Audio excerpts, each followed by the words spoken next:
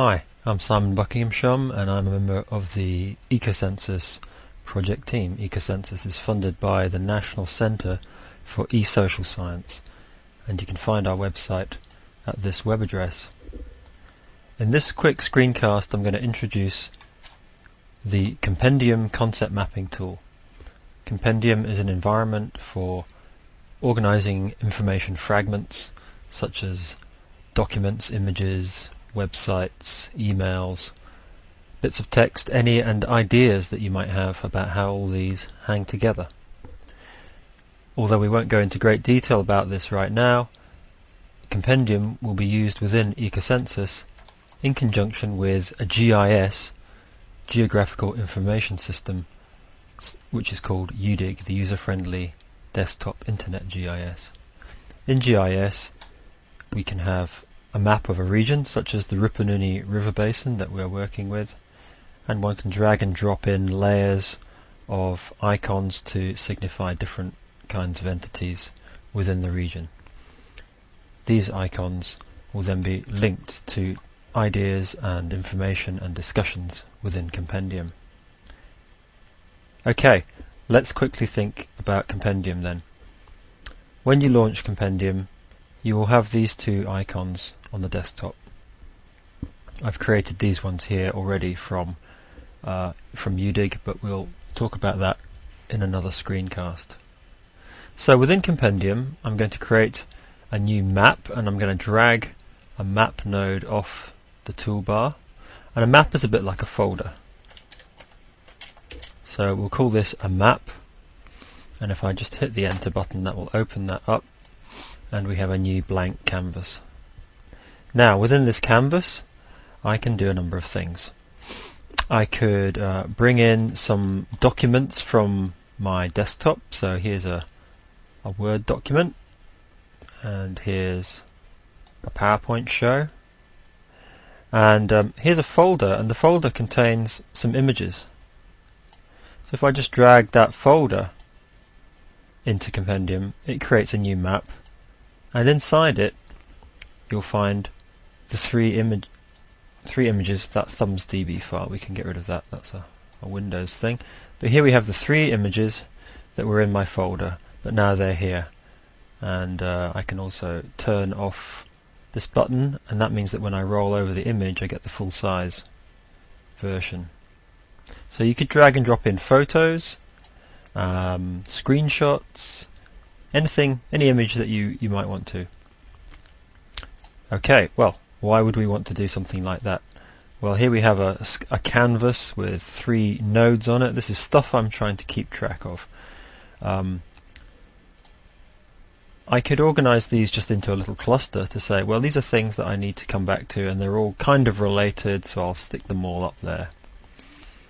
Maybe I want to keep track of this slideshow because it matches some interest I have. When you click on a node, up here in the toolbar you'll find a tags toolbar. If it's closed, then you can just open it by clicking on it. And under there you'll find a number of tags which are like keywords which come with Compendium when you install it, but you can actually define your own ones as well by clicking on that T. So I could say, well, this slideshow is an open issue, and so it gets a little T, and now I can keep track of all open issues by doing a search for all nodes with that tag on it. So it's a bit like bookmarking on the web in websites like Flickr for keeping track of photos, or Delicious for keeping track of interesting websites. Okay, so I can organize things by clustering them. I can organize them by tagging them. I can organize them by drawing lines between them if I want to. So if I right drag off this icon and link it to that one, it creates a link. And I might give that link a name, such as is an example of, if I wanted to build a kind of concept map. Compendium also comes with a number of predefined links, and if you right click on the link you can change its type to one of these kinds of links, and these links are to do with arguments and discussions. and we'll show you how to use those a little bit later on. Okay, so you can link things by drawing lines between them. Compendium is, in one sense, really it's a tool for keeping track of things and making connections between information and ideas. Let me show you one more way of making connections between things. Supposing this PowerPoint show is not only relevant to this map, which we called a map, but is also relevant in some other context. If I make a copy of it by right-clicking on it and selecting copy, or just doing Control-C, the Windows keyboard shortcut, I've got a copy of it. I'm going to create a new map here. I'm just going to, in fact, type the letter M, which creates a new map where my cursor is. And here is a second map. I'll open that, and you can see it's got the title here. And now I'm going to paste that node in that I made. So now we have this slideshow being discussed in two different contexts, or being stored in two different contexts. So you don't have to only store something in one place. You can very easily store it in multiple places just by doing copy and paste. And you'll see it has a number 2 on it now. And when I roll over the number 2, it tells me all the views that it's in. It's in a map and it's in a second map. And if I click on the hyperlink here, it'll open up this map and take me to that node. I'll just use the back button here. It's a bit like your browser back button. Takes me back to where I just come from.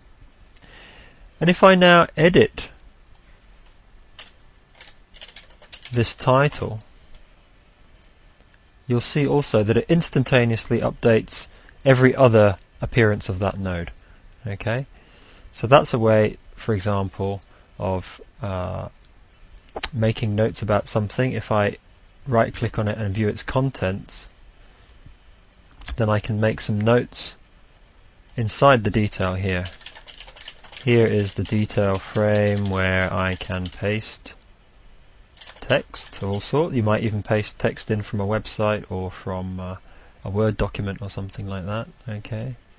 If I close that, it's now got a little asterisk on it, which gives me a preview of the content there. And of course, if I come back to it, its other occurrence, then it also has that detail inside it now. And clicking on that asterisk will just open up that node and show me the contents. You can see down here, this is where it's hyperlinking to that actual PowerPoint show. And double clicking on that, I should have shown you that, I suppose. Just double clicking on one of these nodes will just launch it and take me into that show. Okay. Supposing there was an interesting website as well. So here's a jolly interesting website. It's the Ecosensus site. I could just drag and drop that URL in here, and it makes a hot link straight to that website.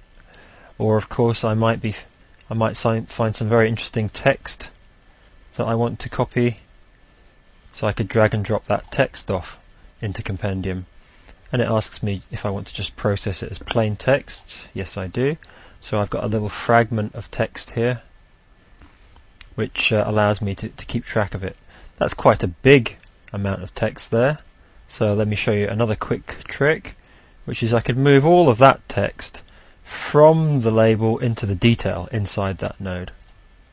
So there, it's now inside the node. There's the little detail asterisk that shows it, and I could give that a short punchy description. Okay, so that's how you could bring in web resources as well. Okay, now the final thing I want to show you is how you could link these information resources with ideas. And you may have noticed that Compendium comes preloaded with a number of icons which you may find useful for capturing ideas. Okay, so imagine we've been looking at this terribly interesting website here, and we want to raise some issues about it. Okay, this could be a data set, or it could be a spreadsheet or a PDF or anything, of course, but let's imagine we want to raise some issues about this website. So I can drag and drop the question icon off the palette, and by right clicking and dragging I can hang some questions off this. So we might ask, how is this similar to XYZ website? And we might say, should we invite these people to our meeting?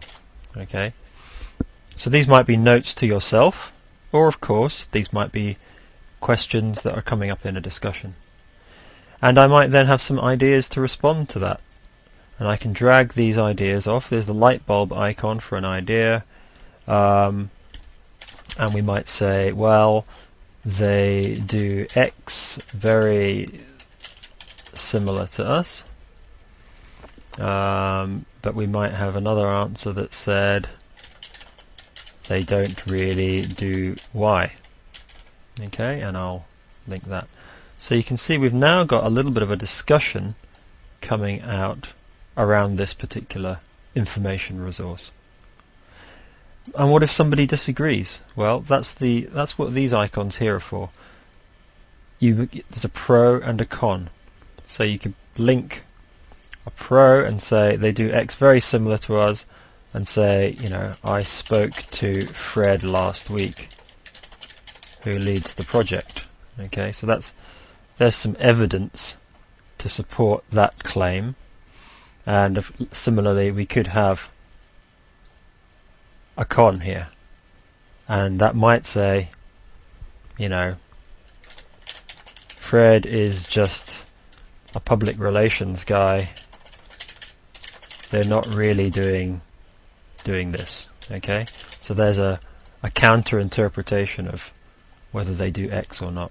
Okay, so this is called dialogue mapping, where you record issues, questions, ideas responding to these, and the pros and cons that may be relevant for helping us understand which is the best way forward or which is the best answer, and so forth.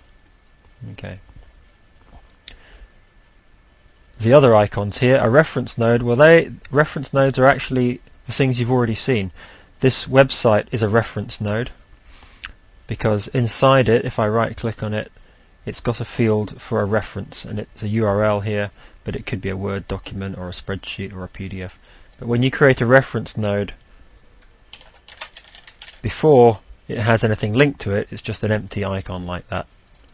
Double click on it and then you can go and point to some file, or as you've seen, you can just drag and drop the document straight on to Compendium. Okay, that's often the easiest way of doing it.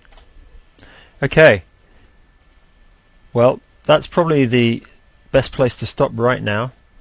I'll just show you one final thing, which is that when you create a location point within your GIS environment, when you double click on that, it creates a node in Compendium,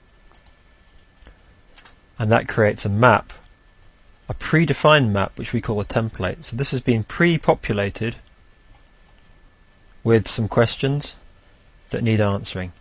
So this is another way of seeding a map, but not by capturing discussions that just happen in an unpredictable way, but by saying, when we want to talk about a resource of this sort, we need to answer questions of this sort. What is the size distribution of floral species?